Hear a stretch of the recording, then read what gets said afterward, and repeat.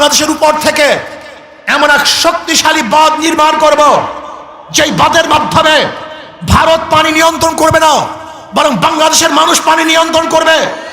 যখন প্রয়োজন হবে আমরা পানি ছেড়ে দেব, যখন প্রয়োজন হবে পানি বন্ধ করে রাখবো।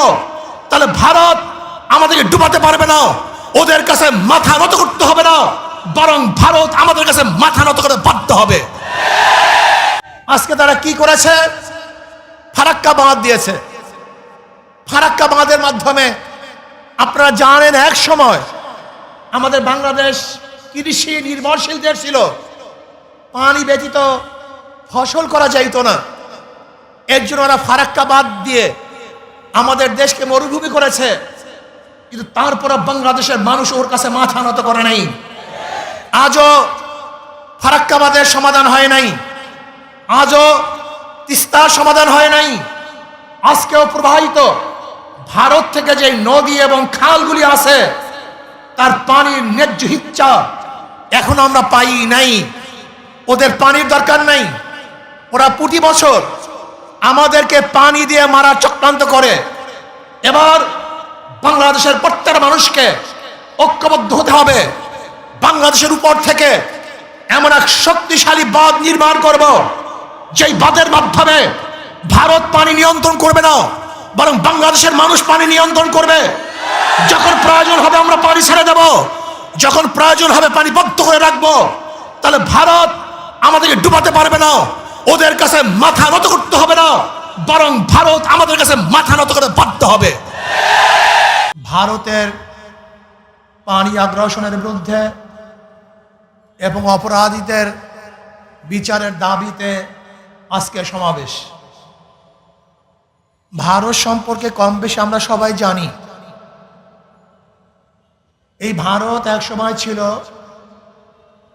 মুসলমানদের কর্তৃত্ব, মুসলমানদের শাসন। দীর্ঘ 750-800 বছর পর্যন্ত এই পাক ভারত উপমহাদেশের শাসক ছিল মুসলমান।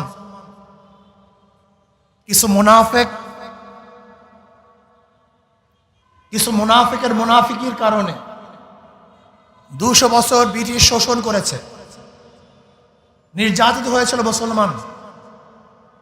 আমার মুসলমানের আন্দোলনের ভিত্তিতেই এদেশ থেকে ব্রিটিশ পালাতে বাধ্য হয়েছিল।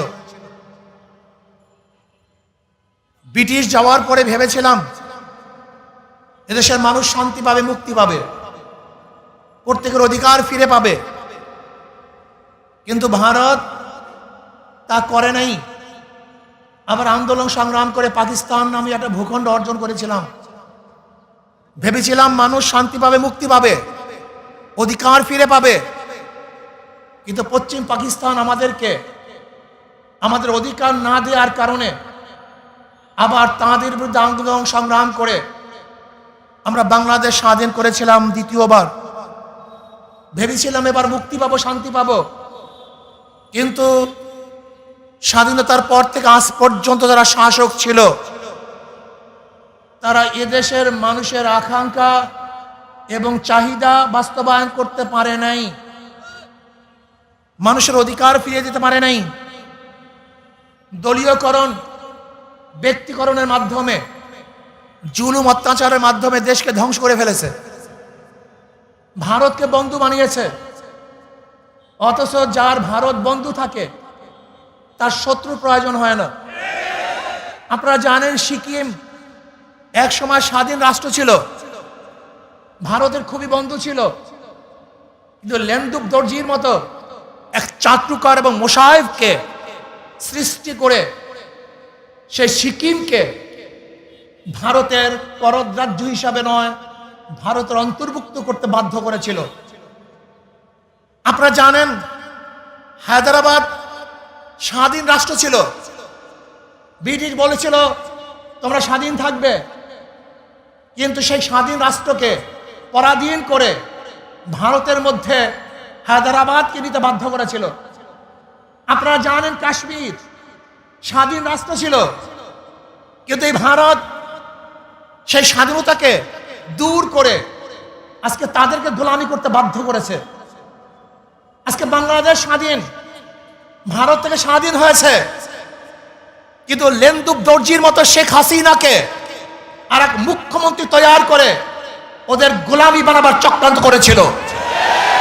কিন্তু বাংলাদেশের মানুষ সচেতন, তারা জীবন দিতে পারে, রক্ত দিতে পারে, আন্দোলন করতে পারে, না খেয়ে থাকতে পারে, তারা খোলা আকাশের নিচে ঘুমাতে পারে, তাদের সব কিছু উৎসর্গ করতে পারে। একজন বাংলাদেশকে গোলাম বানাতে পারে নাই। ভাই আমার, ওরা আমাদের অর্থনীতিকে ধ্বংস করে ফেলেছে, আমাদের সংস্কৃতিকে ধ্বংস করে ফেলেছে। আজকে ইসলাম শিক্ষা বইয়ের মধ্যে দেবীর মূর্তি আঁকা হয়েছে, আজকে রাধা এবং রামের কৃষ্ণের সবক পড়ানো হচ্ছে। আজকে আমাদের বাংলাদেশের 92% মানুষদেরকে নাস্তিক বানাবার চক্রান্ত চলতেছে। আমি অন্তর্বর্তীকালীন সরকারকে বলবো, এই শিক্ষা কারিকুলামকে পরিবর্তন করতে হবে। বাংলাদেশের 92% মানুষের আশা এবং আকাঙ্ক্ষা অনুযায়ী, বৃহত্তর মুসলিম এই সংখ্যাগরিষ্ঠ মানুষের আশা এবং আকাঙ্ক্ষা অনুযায়ী সিলেবাস তৈরি করতে হবে। আমি বলবো, কবির চৌধুরী স্বঘোষিত নাস্তিকদের নিয়ে, নাস্তিককে নিয়ে যে শিক্ষা কমিশন গঠন করা হয়েছিল 2010 সালে, সেই শিক্ষা কমিশন পরিবর্তন করে আলেম ওলামা জ্ঞানী মানুষের মাধ্যমে শিক্ষা কমিশন গঠন করে এদেশের মানুষ, এদেশের মুসলমান, এদেশের ধর্মীয় মানুষ, হিন্দু ধর্ম, খ্রিস্টান, বৌদ্ধ সমস্ত মানুষের আশা এবং আকাঙ্ক্ষা অনুযায়ী সিলেবাস সাজাতে হবে।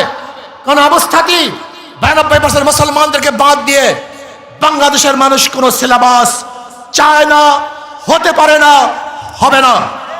যে সিলেবাসের মধ্যে নবী মুহাম্মদ সাল্লাল্লাহু আলাইহি ওয়াসাল্লাম ইতিহাস থাকবে না, যে সিলেবাসের মধ্যে আবু বকর ইতিহাস থাকবে না, যে সিলেবাসের মধ্যে ওমরের গল্প থাকবে না, যে সিলেবাসের মধ্যে উসমানের কথা থাকবে না, যে সিলেবাসের মধ্যে আলীর গল্প থাকবে না, ওই সিলেবাস বাংলাদেশে চলবে না, চলতে হবে না।